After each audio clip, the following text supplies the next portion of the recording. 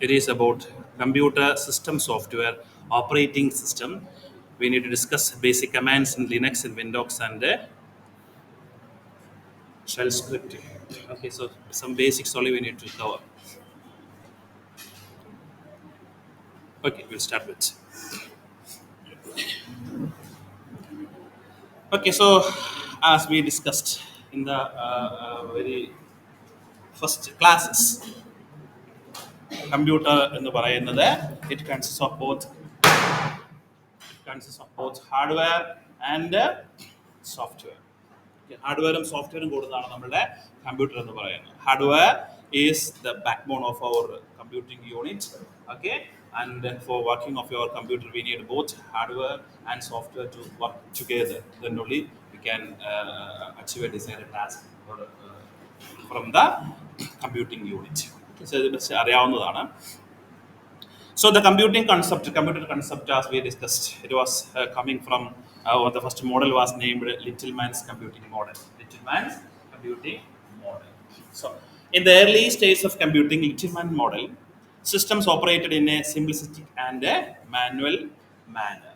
So according to the concept of that computer, we have a central processing unit and a mailbox system or a calculator.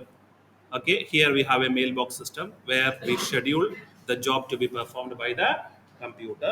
So while the term booting, while booting on the computer, what is happening is our processor starts to execute the job one by one from the first mailbox. Computer starts to execute the code or instructions from the first command. Okay, and after that it will go to the second, then it will go to the third, until either it reached the last, either it reach the last, or somehow in between it encounter with an instruction halt. Okay, so ഒരു computer നമ്മൾ boot ചെയ്ത് കഴിഞ്ഞാൽ immediately after everywhere is powered with our power supply, what is happening is from the first location that control unit starts to execute one by one. ആദ്യം തന്നെ schedule ചെയ്ത് കഴിഞ്ഞാൽ ആദ്യത്തെ job ചെയ്യുക, അത് കംപ്ലീറ്റ് ചെയ്യുമ്പോൾ രണ്ടാമത്തെ ജോബ് വരിക. ഓക്കെ, സോ അത് ലാസ്റ്റ് വരെ പോകും. ലാസ്റ്റ് പോയി കഴിഞ്ഞാൽ തിരിച്ച് 99 എന്ന് പറയുന്ന മെമ്മറി ലൊക്കേഷൻ തിരിച്ച് സീറോയിലേക്ക് റീസെറ്റ് ചെയ്യും. Again it will starts to continue from top to bottom. So meanwhile you can change the job from one നിന്ന് നമുക്ക് ജോബിനെ മാറ്റിയിട്ട് വേണമെങ്കിൽ വേറെ ജോബിനെ അസൈൻ ചെയ്യാൻ പറ്റും. അതൊരു കൺസെപ്റ്റ് മാത്രമാണ്. സോ പ്രോഗ്രാം ടെർമിനേറ്റ് ചെയ്യണമെങ്കിൽ ഹാൾട്ട് എന്ന് പറയുന്ന ഇൻസ്ട്രക്ഷൻ എക്സിക്യൂട്ട് ചെയ്താണ് അവിടെ പ്രോഗ്രാമിനെ ടെർമിനേറ്റ് ചെയ്തിരുന്നത്. Okay, now this model helps demonstrate the fundamental concepts. അതൊരു കൺസെപ്റ്റ് മാത്രമാണ്. അതിൻ്റെ അകത്ത് ഇന്നത്തെ കമ്പ്യൂട്ടറിൻ്റെ ഫീച്ചേഴ്സ് ഒന്നും അതിൻ്റെ അകത്ത് നമുക്ക് കാണാൻ ഇല്ലായിരുന്നു. And the key features of little man's computers എന്തൊക്കെയായിരുന്നു എന്ന് വെച്ച് കഴിഞ്ഞാൽ, സിംഗിൾ പ്രോഗ്രാം എക്സിക്യൂഷൻ. ഒരൊറ്റ പ്രോഗ്രാമേ അതിൻ്റെ അകത്ത് ഒരൊറ്റ ജോബേ ഷെഡ്യൂൾ ചെയ്യാൻ പറ്റുള്ളൂ. ഓക്കെ, സോ ഒരു ടാസ്ക്, ആ ടാസ്കിൽ ചെറിയ ചെറിയ സബ് ടാസ്ക്, ഓരോ ലൊക്കേഷനിലും ഓരോ മെയിൽ ബോക്സ്, ഓരോ ലൊക്കേഷനിലും ഓരോരോ സബ് ടാസ്ക് വെച്ച് എല്ലാ ടാസ്ക് കൂടിയിട്ട് ഒന്നിച്ച് നമ്മൾ ചെയ്ത് ഒരു പർട്ടിക്കുലർ ജോബ് മാത്രം നമുക്ക് ചെയ്യാൻ പറ്റുള്ളൂ. Single program execution, single program execution മാത്രം. ഓക്കെ, അതിൽ നിന്ന് പ്രോഗ്രാമിനെ മാറ്റണമെങ്കിൽ we need to erase everything, we need to load with new job. Okay, so അങ്ങനെയായിരുന്നു അന്നത്തെ കമ്പ്യൂട്ടറിന് അവർ എക്സിക്യൂട്ട് ചെയ്തിരുന്നത്. പ്രോഗ്രാം എക്സിക്യൂഷൻ സ്റ്റോപ്പ് ചെയ്യാനായിട്ട് ഹാൾട്ട് ഇൻസ്ട്രക്ഷൻ യൂസ് ചെയ്തായിരുന്നു പ്രോഗ്രാം എക്സിക്യൂഷൻ ടെർമിനേറ്റ് ചെയ്തിരുന്നത്. Then program loading. Okay, so program loading, the model assumed the program was already loaded into the memory without addressing how the program was placed there. Computer responsibility അല്ല, it is the responsibility of the user to load the program before it starts executing. Okay, so in reality RAM loses its contents when power is turned off. അതായത് ഒരു കമ്പ്യൂട്ടറിൽ ഒരു programme load ചെയ്ത് വെച്ചു, അതിനെ job schedule ചെയ്തു, execute ചെയ്തു, power off ചെയ്തു, നെക്സ്റ്റ് ഡേ വന്ന് പവർ ഓൺ ചെയ്യുമ്പോൾ ഒറിജിനലി നമ്മൾ ലോഡ് ചെയ്ത് വെച്ച ഡാറ്റ റാം മെമ്മറി ആയതുകൊണ്ട് അത് അവിടുന്ന് ലോസ് ആയിപ്പോൾ. That is the reality. Okay, so third point is starting program execution. Littleman's model executed instructions automatically when the location counter was reset to 0. ഒരു start button അങ്ങ് press ചെയ്ത് കഴിഞ്ഞ് കഴിഞ്ഞാൽ it will start to execute from the very beginning. It will not bother about which program, which task to start for now. Okay, in actual system, mechanisms were required to inform the computer to start executing instruction.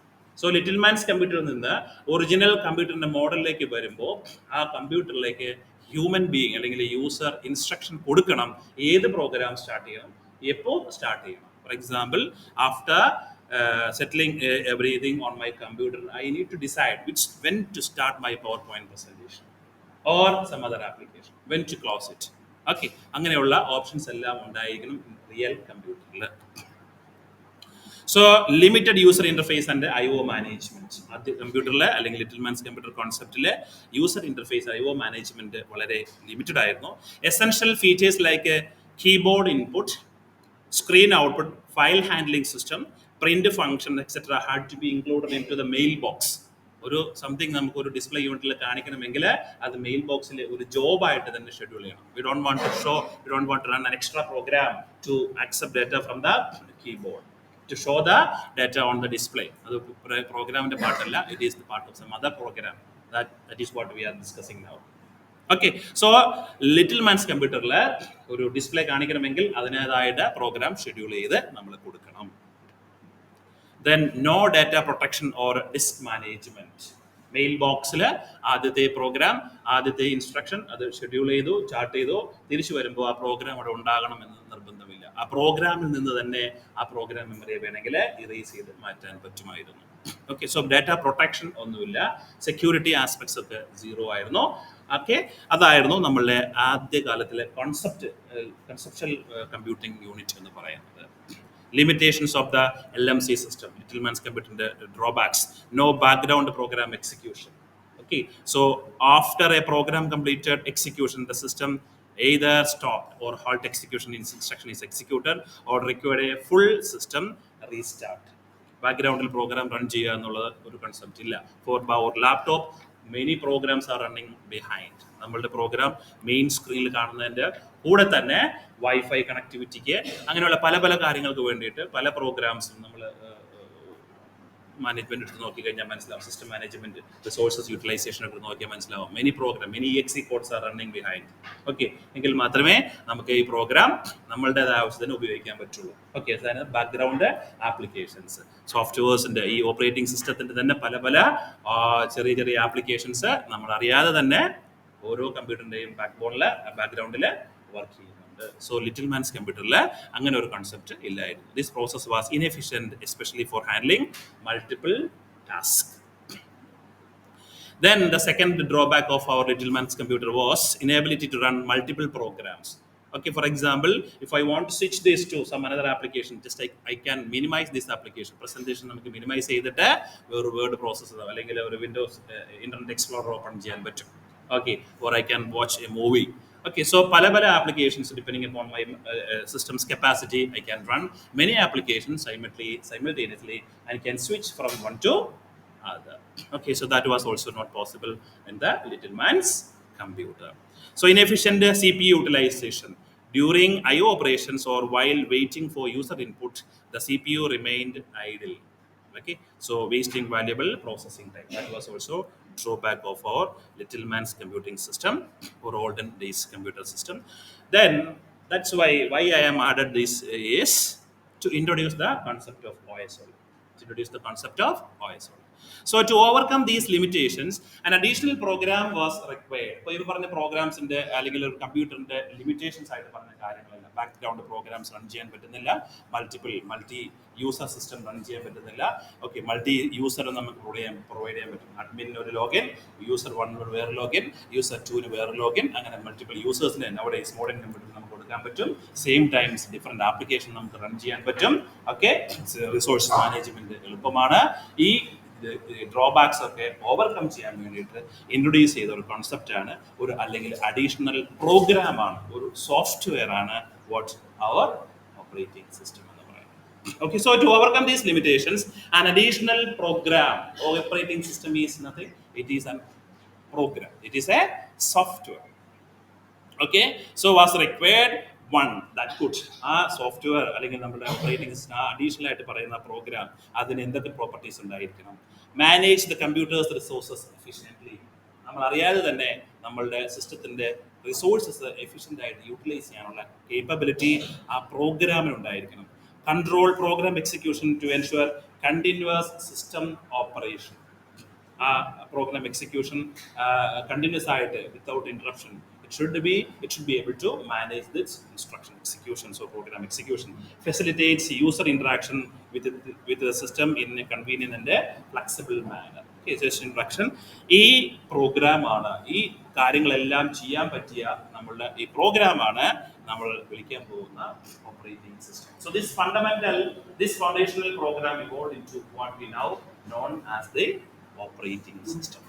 So operating system എന്താണ്? What is an operating system?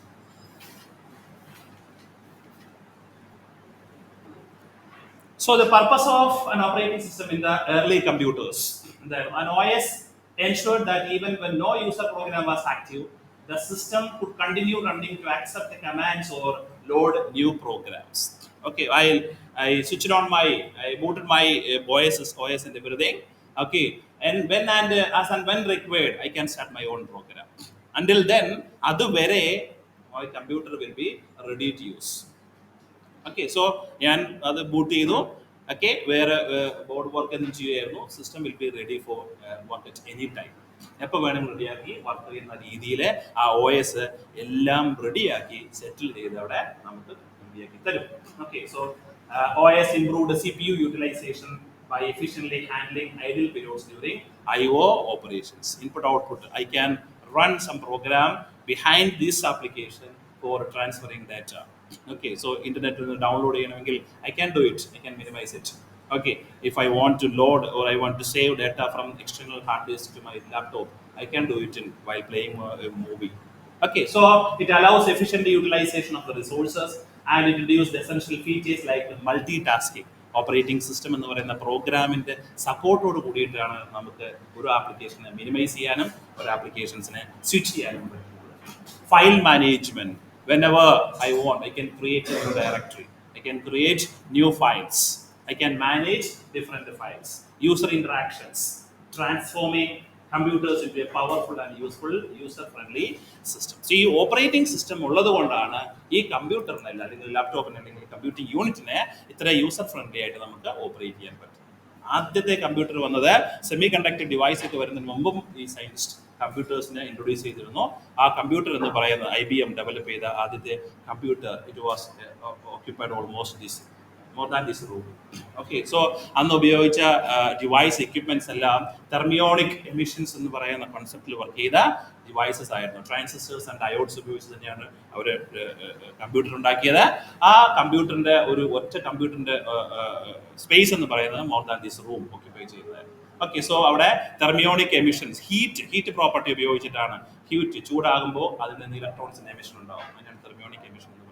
So വളരെ power consume ചെയ്ത് വളരെ slow ആയിട്ട് work ചെയ്യുന്ന computer ആയിരുന്നു ആദ്യം കണ്ടുപിടിച്ചത്. അന്നത്തെ കമ്പ്യൂട്ടറിൽ ആയിരുന്നു ഈ ലിറ്റിൽ മാൻസ് കമ്പ്യൂട്ടർ എന്ന് പറയുന്ന കോൺസെപ്റ്റ് വന്നത്.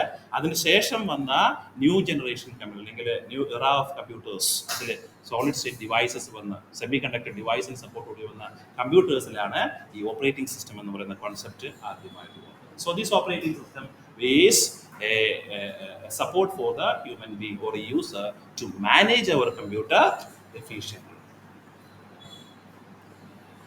So an operating system in the definition is a collection of a computer program. Operating system is a collection of computer program that integrate hardware resources. While operating system is being installed into my PC, it will check what are the available resources in my laptop or a computer. What is the memory capacity? Okay, what are the other peripherals connected to the computing unit? Okay, so it integrates everything. It collects the information. Okay, then provides services to the user and their programs. ഓരോ നമുക്ക് ആവശ്യമുള്ള programmes ആവശ്യമുള്ള സമയത്ത് install ചെയ്യാനും remove ചെയ്യാനും നമ്മളെ സഹായിക്കുന്നത് it is a program. It's we are running a program for removing an application from control panel. It is a program. Okay. Then ensure productive, timely and efficient system usage. Okay. That's just a point only. That's operating. So OS acts an intermediary between user and their programs. Okay, നമ്മുടെ യൂസറിന്റെ പ്രോഗ്രാമിനിടയ്ക്ക് ഒരു intermediate ആയിട്ടാണ് ഹാർഡ്വെയറിനും യൂസറിനും ഇടയ്ക്കുള്ള intermediate unit ആണ് OS എന്ന് പറയുന്നത് hardware resources of the computer. Role of operating system, command processing. ഇത് actually നിങ്ങൾക്ക് പഠിക്കേണ്ട ആവശ്യമൊന്നുമില്ല, ജസ്റ്റ് കേട്ടിരുന്നാൽ മാത്രം മതി. സോ കമാൻഡ്സ് പ്രോസസിംഗ്, എന്താണ് ഒരു ഓപ്പറേറ്റിംഗ് സിസ്റ്റം ചെയ്യുന്നത്? കമാൻഡ് ചെയ്യുക എന്ന് പറഞ്ഞു കഴിഞ്ഞാൽ we can instruct our computer to do some kinds of operation command line, CLI എന്ന് പറയും, command line interface. Operating system ഇന്നത്തെ യൂസർ ഫ്രണ്ട്ലി ആയിട്ട് മാറുന്നതിന് മുൻപ് ഓപ്പറേറ്റിംഗ് സിസ്റ്റം ഓപ്പറേറ്റ് ചെയ്തിരുന്നത് DOS, ഡിസ്ക് ഓപ്പറേറ്റിംഗ് സിസ്റ്റം ഉപയോഗിച്ചായിരുന്നു. ആദ്യം വന്ന വിൻഡോസിന്റെ operating system DOS operating system ആണ്. DOS അതിന്റെ അപ്ഡേറ്റഡ് ആണ് വിൻഡോസ് ആയി മാറിയത്. ഓക്കെ, സോ DOS എന്ന് പറയുന്നത് ഡിസ്ക് ഓപ്പറേറ്റിംഗ് സിസ്റ്റം ആയിരുന്നു. Where they started using operating system with some commands. ആ കമാൻഡ്സ് ഇന്നുണ്ട്.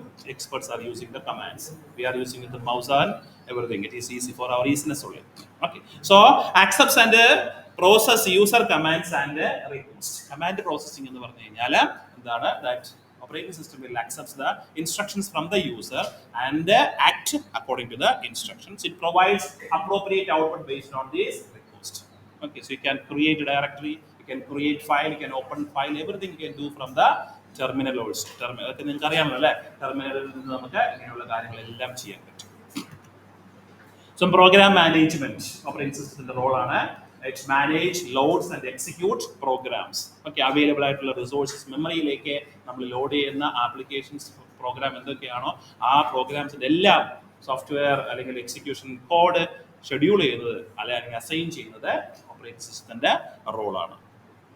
Hardware management, control computers hardware including input-output device and network interface, monitor, keyboard, network cards, അതിനെല്ലാം manage ചെയ്യുന്നതും അതിൽ നിന്ന് utilize ചെയ്യുന്നതും ആരുടെ കൺട്രോളിലാണ്?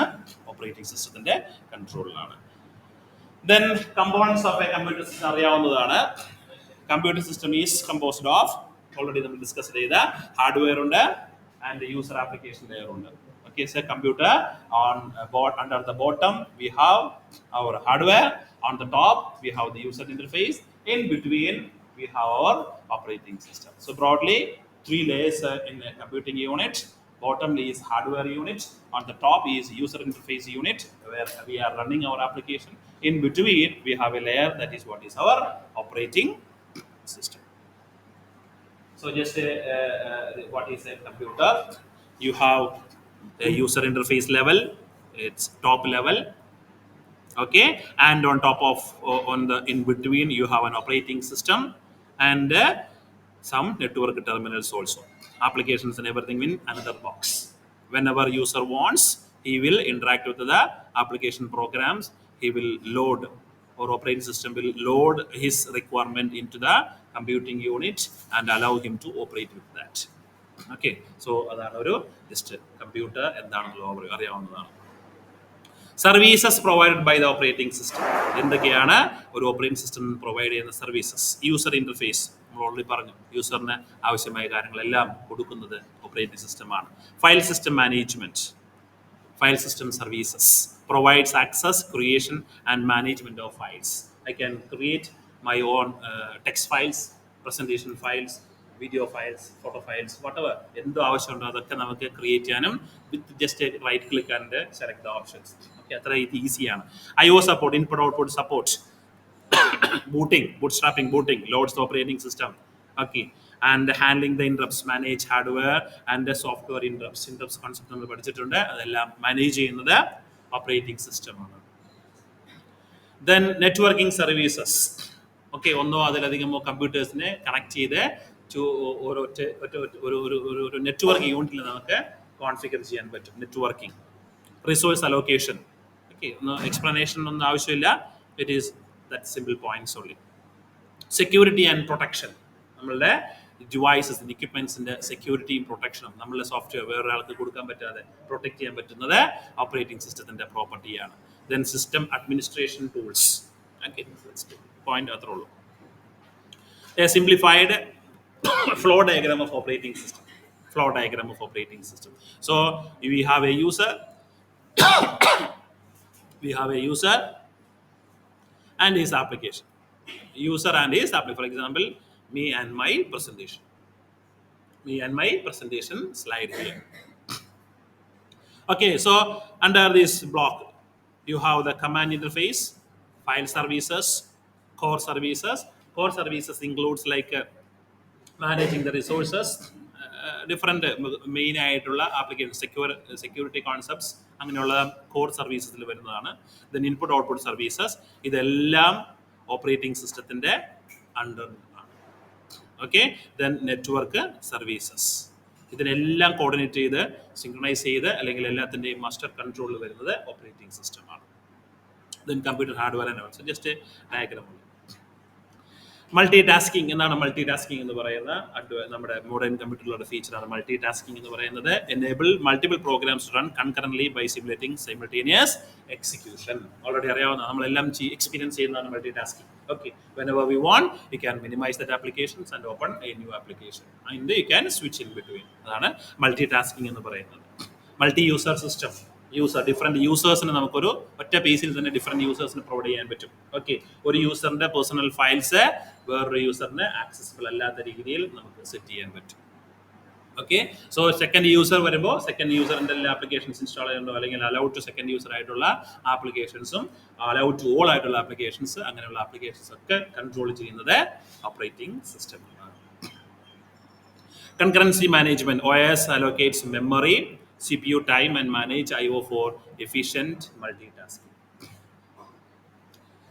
Then component, resident components and non-resident components. Resident components എന്ന് പറഞ്ഞു കഴിഞ്ഞാൽ kernel, main core of our operating system, the critical program that stay in memory during system operation. Okay, so അതാണ് resident component of the operating system എന്ന് പറയുന്നത്. Okay, so operating systemത്തിന്റെ programmes എല്ലാം different programmes ആണ്. Multi tasking വഴി ഓരോ പ്രോഗ്രാംസും അതിന്റെ ബാക്ക്ഗ്രൗണ്ടിൽ work ചെയ്യുന്നുണ്ട്. അത് നമ്മൾ സിസ്റ്റം ബൂട്ട് ചെയ്ത് കഴിഞ്ഞ് കഴിഞ്ഞാൽ OS അതെല്ലാം ലോഡ് ചെയ്ത് റെഡിയാക്കി വെക്കും. നമുക്കത് എന്തെങ്കിലും ആപ്ലിക്കേഷൻ നമ്മൾ പോയി സ്വിച്ച് ഡിലീറ്റ് ചെയ്ത് കഴിഞ്ഞ് കഴിഞ്ഞാൽ it may affects the performance of your system. Okay, so critical program, അങ്ങനെയുള്ള പ്രോഗ്രാംസ് ആണ് ക്രിട്ടിക്കൽ പ്രോഗ്രാംസ് എന്ന് പറയുന്നത്. എൻ്റെ for example wifi network card, അതിൻ്റെ പ്രോഗ്രാംസ് റിലേറ്റഡ് വർക്ക് ഓക്കെ നമുക്ക് സ്റ്റോപ്പ് ചെയ്ത് കഴിഞ്ഞാൽ അത് പ്രോബ്ലംസ് ക്രിയേറ്റ് ചെയ്യും. ഓക്കെ, സോ അങ്ങനെ കേർണലിൻ്റെ പാർട്ടായിട്ട് വരുന്ന സെക്യൂരിറ്റി ആസ്പെക്ട്സിൽ വർക്ക് ചെയ്യുന്ന പ്രോഗ്രാംസ് അതെല്ലാം ക്രിട്ടിക്കൽ പ്രോഗ്രാംസിലാണ്. അതെല്ലാം നമ്മൾ ഓപ്പറേറ്റിംഗ് സിസ്റ്റത്തിൻ്റെ ബൂട്ടിംഗ് സമയത്ത് ഓട്ടോമാറ്റിക്കലി ലോഡ് ചെയ്യുന്നതാണ്.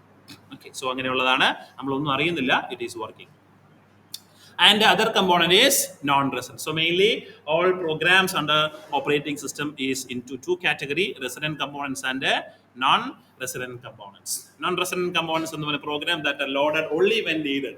യൂസറിന്റെ ആവശ്യത്തിനനുസരിച്ച് യൂസർ കോൾ ചെയ്താൽ മാത്രം വർക്ക് ചെയ്യുന്ന ഓപ്പറേറ്റിംഗ് സിസ്റ്റത്തിലെ തന്നെ പ്രോഗ്രാംസ് ആണ് എന്ത് നോൺ റെസിഡന്റ് കമാൻഡ്സ് അല്ലെങ്കിൽ നോൺ റെസിഡന്റ് പ്രോഗ്രാംസ് എന്ന് പറയുന്നത്. For example, removing an application from install ചെയ്ത ആപ്ലിക്കേഷൻ റിമൂവ് ചെയ്യണമെങ്കിൽ നമ്മളത് ക്ലിക്ക് ചെയ്ത് ഓപ്പൺ ചെയ്താൽ മാത്രമേ OSന്റെ പ്രോഗ്രാം നമുക്ക് റൺ ചെയ്ത് എക്സിക്യൂട്ട് ചെയ്യേണ്ട ആവശ്യമുള്ളൂ. എപ്പോഴും ആ പ്രോഗ്രാം റൺ ചെയ്യേണ്ട ആവശ്യമില്ല.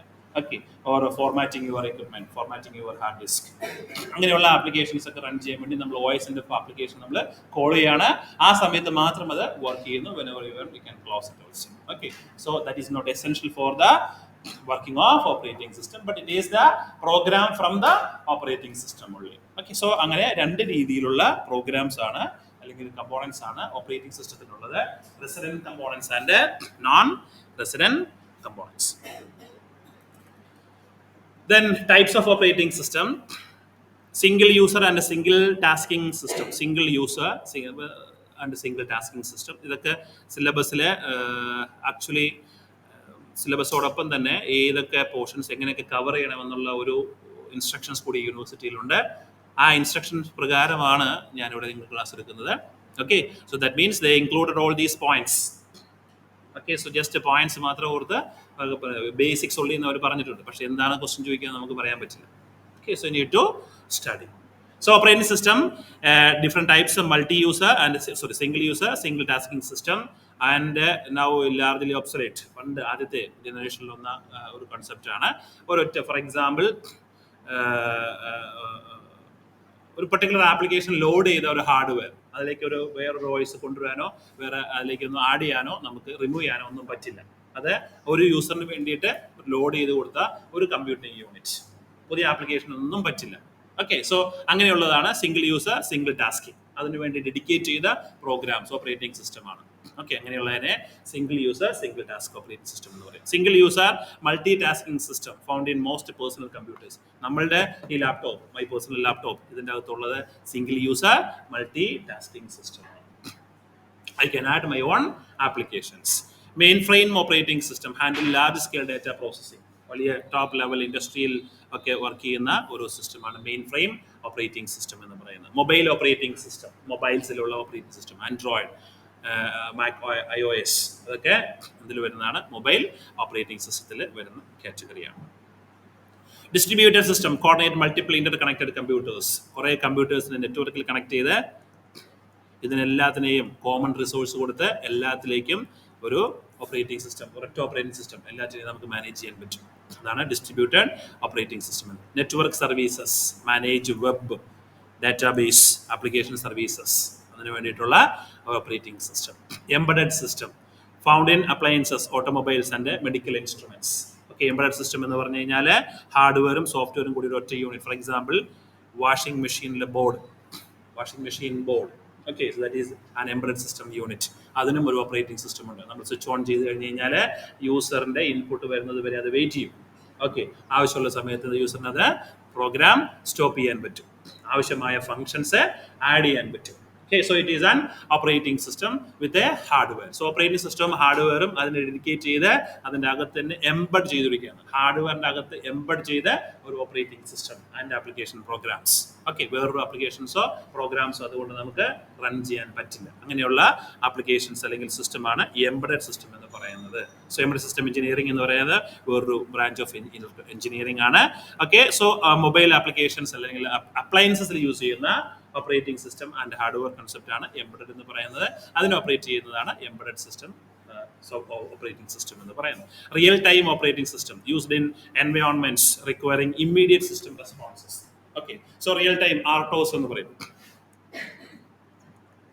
Real time operating system. So real time operating system എന്ന് പറയുന്ന ഓപ്പറേറ്റിംഗ് സിസ്റ്റം വളരെ ക്രിട്ടിക്കൽ കണ്ടീഷൻസിലുള്ള എക്യുപ്മെന്റ്സ് അല്ലെങ്കിൽ ആപ്ലിക്കേഷൻസ് മാനേജ് ചെയ്യാൻ വേണ്ടി ഡെവലപ്പ് ചെയ്ത വളരെ അഡ്വാൻസ്ഡ് ആയിട്ടുള്ള ഓപ്പറേറ്റിംഗ് സിസ്റ്റമാണ് ആർടോസ് എന്ന് പറയുന്നത്. റിയൽ ടൈം ഓപ്പറേറ്റിംഗ് സിസ്റ്റം ക്രിട്ടിക്കലായിട്ട് വളരെ ഫാസ്റ്റ് ആയിട്ട് ആക്ഷൻ എടുക്കണം അങ്ങനെയുള്ള situations. For example airport management, അതിൻ്റെ സാധാരണ ഒരു ഓപ്പറേറ്റിംഗ് സിസ്റ്റം ആയിരിക്കില്ല അതിൻ്റെ കമ്പ്യൂട്ടേഴ്സിൽ ഉപയോഗിക്കുന്നത്, റിയൽ ടൈം ഓപ്പറേറ്റിംഗ് സിസ്റ്റം ആയിരിക്കും. ഓക്കെ, വളരെ പെട്ടെന്ന് ഡിസിഷൻ എടുക്കാൻ പറ്റുന്ന ഒരു ഓപ്പറേറ്റിംഗ് സിസ്റ്റം ആയിരിക്കും. ഓക്കെ, കൺസെപ്റ്റ് വൈസ് രണ്ടും ഒന്ന് തന്നെയാണ്, but it is having added features. Okay, so അതാണ് ആർടോസ് എന്ന് പറയുന്നത്. അല്ലെങ്കിൽ റോബോട്ടിലുള്ള ആപ്ലിക്കേഷൻസിൽ റൺ ചെയ്യുന്ന റോബോട്ടിൽ ഉള്ള ഓപ്പറേറ്റിംഗ് സിസ്റ്റം അത് ആർടോസിലാണ്, റിയൽ ടൈം ഓപ്പറേറ്റിംഗ് സിസ്റ്റത്തിൽ വരുന്നതാണ്. Event driven nature of operating system ഒരു ഓപ്പറേറ്റിംഗ് സിസ്റ്റത്തിന്റെ ഫീച്ചേഴ്സ് ആണ്. OS typically remains idle until an event occurs, such as ഒരു ഓപ്പറേറ്റിംഗ് നമ്മളൊരു ലാപ്ടോപ്പ് ബൂട്ട് ചെയ്ത് കഴിഞ്ഞ് കഴിഞ്ഞാൽ അത് ആ യൂസർ വന്നിട്ട് അതിൻ്റെ കാര്യങ്ങൾ എല്ലാം ചെയ്യുന്നത് വരെ അത് ഐഡിയൽ സ്റ്റേറ്റിലായിരിക്കും, ഒന്നും ചെയ്യില്ല. It is just kept ready everything.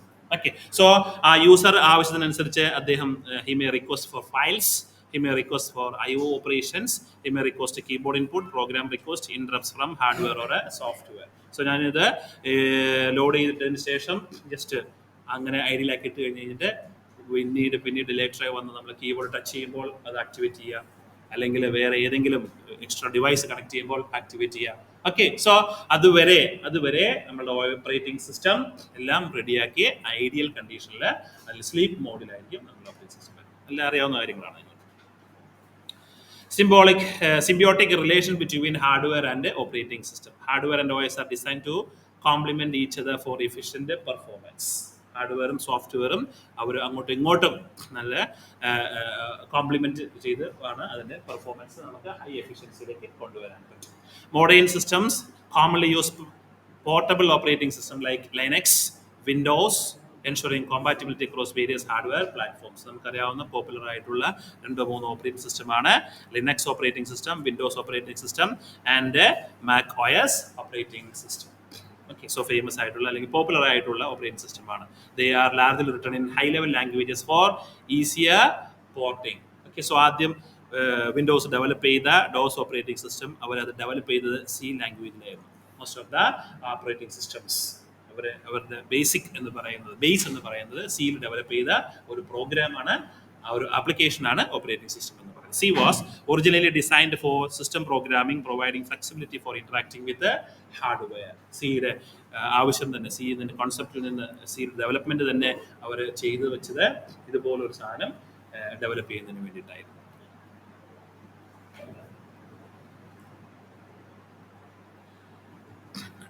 OS flexibility in hardware support. Single hardware platform can support multiple operating system. ഒരൊറ്റ ഡിവൈസിൽ നമുക്ക് ഒന്നോ അതിലധികമോ ഓപ്പറേറ്റിംഗ് സിസ്റ്റത്തിന് നമുക്ക് ലോഡ് ചെയ്യാൻ പറ്റും.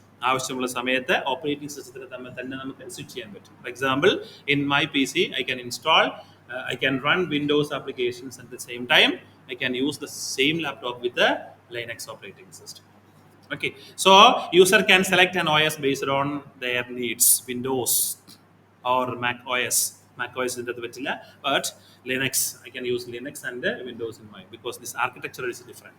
Mac OS അവരുടെ architectural ARM processors-ന്റെ architectural operating system മാത്രമേ കമ്പ്യൂട്ടറിൽ മാത്രമേ നമുക്ക് Mac OS റൺ ചെയ്യാൻ പറ്റും. ഓക്കെ, സോ ഇത് x86 പ്രോസസ്സറിലാണ് നമ്മളുടെ ലിനക്സും വിൻഡോസിലും വരിക. So major components of an operating system. Operating സിസ്റ്റത്തിന്റെ components: API, command, CLI, command line interface, user interface, ഇത് കമ്പോണൻസ് ആണ് പറഞ്ഞതാണ്. ഫയൽ സിസ്റ്റം മാനേജ്മെന്റ്, ഓക്കെ, ഫയൽസിനെ മാനേജ് ചെയ്യാൻ പറ്റും. Input output control, process control management, memory management, ഇതൊക്കെ simple points കൂടി നിങ്ങൾ ആഡ് ചെയ്യണം. ഞാൻ ആഡ് ചെയ്തിട്ടില്ല, എല്ലാം ബേസിക് ആയിട്ടുള്ള കാര്യങ്ങളാണ്. Okay, exam point of view ചോദിച്ചു കഴിഞ്ഞാൽ ഓരോന്നിനും 2-3 സെന്റൻസ് കൂടി ഓരോന്നിലും നമ്മൾ ആഡ് ചെയ്തത്. മനസ്സിലായോ? Scheduling and dispatching, secondary storage management, network management and communication interface, system protection management and security, support for system administration. Already പറഞ്ഞതാണിത്, എന്നാലും സിലബസിന്റെ പാർട്ടായിട്ട് ആഡ് ചെയ്തേ ഉള്ളൂ. ഓക്കെ, സോ ഇതാണ് ഓപ്പറേറ്റിംഗ് സിസ്റ്റത്തിന്റെ മേജർ കമ്പോണൻസ് എന്നുള്ളത് റെസ്പോൺസിബിലിറ്റി വരിക. User interface and command execution service. In details few points add ചെയ്തിട്ടുണ്ട്. User interface and command execution service. User interface service എന്ന് പറയുന്നത് ഗ്രാഫിക്കൽ യൂസർ ഇന്റർഫേസ്. നമ്മൾ ഓപ്പറേറ്റിംഗ് സിസ്റ്റം ലോഡ് ചെയ്തതിന് ശേഷം I can see a start button, I can see a search bar, I can see different applications installed on my PC. അതിനെയാണ് നമ്മൾ എന്തെന്ന് പറയാ, GUI, graphical user interface. Or I can run a terminal, I can run a command line terminal where I can input my requirements. Okay, so അത് ഈ രണ്ട് sections ആണ് നമ്മളുടെ GUI സെക്ഷനിൽ വരിക. Command line interface and GUI, CLI and GUI. Okay, with the CLI you can input your requirements in the form of a commands, and in the GUI you can just operate as easy as you can. So it's up to you. Command processor provides direct access to the OS services such as file system, scheduling and IO management. Okay, so ഈ operation, ഈ file open ചെയ്യുന്നതും ഫയലിൽ നിന്നുള്ള data manage ചെയ്യുന്നതും എല്ലാം നമുക്ക് ടെർമിനലിൽ നിന്ന് വേണമെങ്കിൽ റൺ ചെയ്യാം. ബട്ട് അത്ര യൂസർ ഫ്രണ്ട്ലി അല്ല, അതുകൊണ്ടാണ് യൂസർ ഫ്രണ്ട്ലി ആയ GUI-ലേക്ക് നമ്മൾ പോകാൻ കാരണം. ഓക്കെ, സോ എല്ലാം നമുക്ക് അങ്ങനെയും ചെയ്യാൻ പറ്റും. Okay, some commands can access deeper system functions like memory and storage, often restricted to super users. Super user എന്ന് പറയുന്നത് ലിനക്സിലുള്ള ഒരു ടേമാണ് സൂപ്പർ യൂസർ. അത് വിൻഡോസിൽ നമ്മൾ അഡ്മിൻ എന്ന് പറയും. അഡ്മിൻ പ്രിവിലേജിൽ ആപ്ലിക്കേഷൻസ് റൺ ചെയ്യുക. ലിനക്സിൽ നമ്മൾ അതിനെ സൂപ്പർ യൂസർ എന്ന് പറയും. അതിന് കൊടുക്കുന്ന കമാൻഡ് സുഡു. ലിനക്സ് അറിയാവുന്ന ആരെങ്കിലും ഉണ്ടോ? സുഡു കമാൻഡ്സ് വെച്ച് നമ്മൾ കൊടുക്കും. ലിനക്സിൽ കമാൻഡ്സ് കുറച്ച് പഠിക്കാൻ അടുത്ത ക്ലാസ്സിൽ. ഓക്കെ, സോ സുഡു കമാൻഡ്സ് ഒരു super user commands. Okay, super user privilege, admin privilege കൊടുക്കുന്നതാണ് സുഡു എന്ന് പറയുന്ന ഒരു കീവേഡ്. ഓപ്പറേറ്റിംഗ് സിസ്റ്റത്തിന്റെ CLI-യിൽ വരുന്ന ഒരു കമാൻഡാണ്. Shell script and batch system. Script, shell script എന്ന് പറയുന്ന കോൺസെപ്റ്റ്. ഷെൽ സ്ക്രിപ്റ്റിംഗ് എന്ന് പറഞ്ഞു കഴിഞ്ഞാൽ OS command capability by allowing multiple commands to be grouped and executed sequentially. Okay, so scripting, shell scripting എന്ന് പറഞ്ഞു കഴിഞ്ഞാൽ ഒരു ബാച്ച് ഫയലായിട്ട് നമുക്ക് CLI-യിലെ പ്രോഗ്രാംസിന് അല്ലെങ്കിൽ ആപ്ലിക്കേഷൻസിന് റൺ ചെയ്യാൻ പറ്റും. ഫോർ എക്സാമ്പിൾ, സാധാരണ നമ്മൾ CLI-യിൽ വർക്ക് ചെയ്യുന്ന, കമാൻഡ് ലൈനിൽ വർക്ക് ചെയ്യുന്നത് നമ്മളുടെ ഡ്രൈവ് ഇതിൽ വന്നതിന് ശേഷം we will input one command. Okay, it will respond to that command, then will be ready for accepting the next command. Okay, after then third command. So ഇങ്ങനെ ഓരോ command അടിച്ച് അതിന്റെ റിസൾട്ട് അതിന് എക്സിക്യൂട്ട് ചെയ്തു. അതിനുശേഷം സെറ്റിൽ ആയി കഴിയുമ്പോൾ എറർ ഉണ്ടെങ്കിൽ എറർ പറയും, അല്ലെങ്കിൽ അത് ജോബ് കംപ്ലീറ്റ് ചെയ്തതിന് ശേഷം അടുത്ത കമാൻഡ് അക്സെപ്റ്റ് ചെയ്യാൻ റെഡി ആയിട്ട് നിൽക്കും.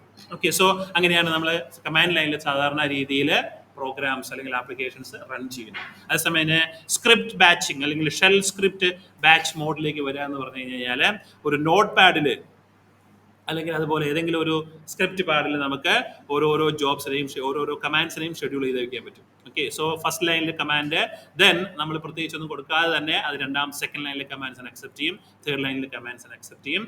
ഈ സെക്കൻഡ് ലൈനിലെ കമാൻഡ്സിന്റെ റിസൾട്ട് തേർഡ് ലൈൻസിലെ കമാൻഡ്സിന്റെ ഇൻപുട്ട് ആയിട്ട് നമുക്ക് വേണമെങ്കിൽ ബാച്ചിങ് പ്രോസസ്സിൽ അല്ലെങ്കിൽ സ്ക്രിപ്റ്റിൽ പ്രോഗ്രാം ചെയ്യാൻ പറ്റും. ഓക്കെ, സോ ഒന്നാമത്തെ പ്രോഗ്രാം എക്സിക്യൂട്ട് ചെയ്തു, അതിന്റെ റിസൾട്ട് വരാതെ തന്നെ, റിസൾട്ട് കംപ്ലീറ്റ് ആകാതെ തന്നെ നമ്മൾ രണ്ടാമത്തെ ഇൻപുട്ടും കൊടുക്കും. ഓക്കെ, സോ ഓപ്പറേറ്റിംഗ് സിസ്റ്റം ഇതിനെ പെർഫോം ചെയ്തതിന് ശേഷം അത് രണ്ടാമത്തെ എടുത്തോളും. ഓക്കെ, അതിനുശേഷം മൂന്നാമത്തെ എടുത്തോളും. അങ്ങനെ കുറേ ജോബ്സിനെ നമ്മളിങ്ങനെ ഷെഡ്യൂൾ ചെയ്ത് ഒന്നിച്ച് ഒറ്റ പ്രോഗ്രാമായിട്ട് റൺ ചെയ്യുക. അതിനാണ് സ്ക്രിപ്റ്റിംഗ് അല്ലെങ്കിൽ ബാച്ചിങ് പ്രോസസ്സ് എന്ന് പറയുന്നത്. ബാച്ച് പ്രോസസ് .bat എന്ന് പറയും ഫയൽസിൽ, വിൻഡോസിലാണെങ്കിൽ. So OS command capabilities by allowing multiple commands to be grouped and executed sequentially ആയിട്ട് ഒന്നിന് ശേഷം ഒന്നായിട്ട് one by one നമ്മൾ വെയിറ്റ് ചെയ്ത് ഓരോന്ന് ടൈം പീരിയഡ് കൊടുക്കുക, ലൈവായിട്ട് കൊടുക്കാതെ ഒന്നിച്ച് നമുക്ക് കുറേ കമാൻഡ്സിന് എക്സിക്യൂട്ട് ചെയ്യാൻ പറ്റും. അതിനാണ് ഷെൽ സ്ക്രിപ്റ്റ് ആൻഡ് ബാച്ചിങ് എന്ന് പറയുന്നത്. Key features of shell scripting: redirection, reroutes output to different devices or files. Piping, ഒരു റിസൾട്ട്, ഒരു കമാൻഡിന്റെ റിസൾട്ട് വേറൊരു കമാൻഡ്സിന്റെ ഇൻപുട്ട് ആയിട്ട് കൊടുക്കാൻ പറ്റും. Parameters allows user defined values for flexibility. യൂസറിന്റെ ഓപ്ഷൻ അനുസരിച്ച് -o, -e എന്നൊക്കെ പറയുന്ന ഓരോ കമാൻഡ്സ് ലൈൻസിൽ യൂസറിന്റെ ഓപ്ഷൻസ് നമുക്ക് പാസ് ചെയ്യാൻ പറ്റും കമാൻഡ് ലൈൻസിൽ. Then command language. Unix Linux offers powerful command line utilities for tasks like data search, sorting and file processing. Okay, അതൊക്കെ നമ്മൾ ഇതെല്ലാം കമാൻഡ് ലൈൻസിൽ നിന്ന് വരുന്ന ഫീച്ചേഴ്സ് ആണ്. Windows provides .bat files. ഇപ്പോൾ നമ്മൾ ജസ്റ്റ് പറഞ്ഞതാണ്, .bat ഫയൽസ് ക്രിയേറ്റ് ചെയ്തിട്ട് ടെക്സ്റ്റ് .txt മാറ്റിയിട്ട് .bat ആക്കുക. ഓക്കെ, അത് നമ്മൾ ടെർമിനലിൽ നിന്ന് റൺ ചെയ്ത് കഴിഞ്ഞ് കഴിഞ്ഞാൽ ആ ബാച്ച് ഫയലിലുള്ള കമാൻഡ്സ് എന്തൊക്കെയുണ്ടോ അതെല്ലാം one by one sequentially run ചെയ്ത് നമുക്ക് റിസൾട്ട് എടുക്കാൻ പറ്റും based on the MS-DOS commands. PowerShell, more advanced object-oriented language similar to C#. And മൂന്നാമത്തെ കമ്പോണന്റ് ആണ് ഫയൽ മാനേജ്മെന്റ്. ഒന്നാമത്തത് CLI, രണ്ടാമത്തത് കമാൻഡ് ലാംഗ്വേജ്, മൂന്നാമത്തത് file management.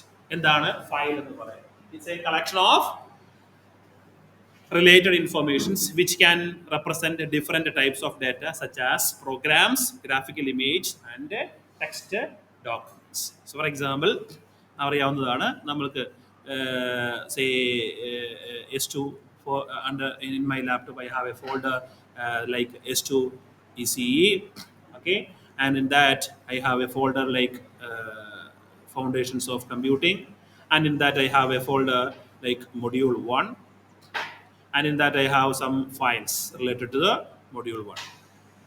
Okay, and in that I have another module, and inside we have another files. Okay, so in a folder we can keep different files, not a single file, single type. You can keep different files and programs. You can keep different programs. I can keep different images and text documents, whatever. അറിയാവുന്നതാണ്. Okay, so അതാണ് file management, collections എന്ന് പറയുന്നത്. File may be organized as records, structured data, or a stream of bytes, unstructured data. അറിയാവുന്നതാണ്. Records file ഇതുപോലെ നമ്മൾ directories and files arrange ചെയ്ത് വെക്കുന്നതാണ് നമ്മൾ റെക്കോർഡ്സ് എന്ന് പറയുന്നത്. ഓക്കെ, സോ ഇതിനെല്ലാം നമ്മളുടെ ഓപ്പറേറ്റിംഗ് സിസ്റ്റത്തിൻ്റെ കൺട്രോൾ വരുന്ന എന്തൊക്കെ ഫയൽസും എന്തൊക്കെ ഡയറക്ടറീസും നമ്മുടെ കയ്യിലുണ്ടോ, നമ്മുടെ സിസ്റ്റത്തിലുണ്ടോ, അതിനെല്ലാം റെക്കോർഡ്സ് ഓപ്പറേറ്റിംഗ് സിസ്റ്റത്തിൻ്റെ ഒരു ഫയൽസ് ഉണ്ടായിരിക്കും. ഓക്കെ, ഏതൊക്കെ ഫയല് ഏതൊക്കെ ഡയറക്ടറിയിലാണ് എന്ന് അതിൻ്റെതായ ഇൻഫർമേഷൻസ് അവരെ നമ്മൾ ഓരോന്നും ക്രിയേറ്റ് ചെയ്യുമ്പോൾ മെമ്മറിയിലേക്ക് ആഡ് ചെയ്ത് പോകുന്നു. Then role of file management system. File management സിസ്റ്റത്തിൻ്റെ റോൾ. നമ്മൾ ഇതെല്ലാം അതിൻ്റെ അകത്ത് ഓപ്പറേറ്റിംഗ് സിസ്റ്റത്തിൽ ഒരു പ്രോഗ്രാം വർക്ക് ചെയ്യുന്നതുകൊണ്ടാണ് നമുക്ക് ആവശ്യമായ സമയത്ത് ഓരോ ഫയൽസിനെ ക്രിയേറ്റ് ചെയ്യാൻ പറ്റുന്നതും ഫയൽസിനെ കോപ്പി ചെയ്യാൻ പറ്റുന്നതും എല്ലാം പറ്റുന്നത് ആ ഓപ്പറേറ്റിംഗ് സിസ്റ്റം ഉള്ളത് കൊണ്ടാണ്. Okay, so its mapping files logical structure to its physical storage. Okay, logical structure എന്ന് പറഞ്ഞു കഴിഞ്ഞാൽ നമ്മളിപ്പോൾ പറഞ്ഞ ഓപ്പറേറ്റിംഗ് എൻ്റെ ലാപ്ടോപ്പിലെ ഒരു ഡ്രൈവിൽ I have A folder like S2ECE, and in that I have a folder, subfolder named Foundations of Computing, and I have another folder like Module 1. Okay, ഇതാണ് നമ്മളുടെ ലോജിക്കൽ സ്ട്രക്ചർ എന്ന് പറയുന്നത്. Okay, so in the reality കമ്പ്യൂട്ടറിൻ്റെ hard ഡിസ്കിൽ my first file, say for example class 1, I used to name the class 1.